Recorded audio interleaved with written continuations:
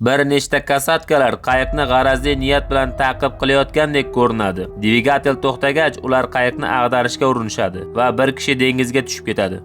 Eng qiziqarli joylari hali oldinda. Videoni oxirigacha ko'rsangiz albatta bilib olasiz. Bu kasatkalar uchun juda noodatiy, chunki ular odatda odamlarga hujum qilmaydi va ularni o'lja sifatida ko'rmaydi.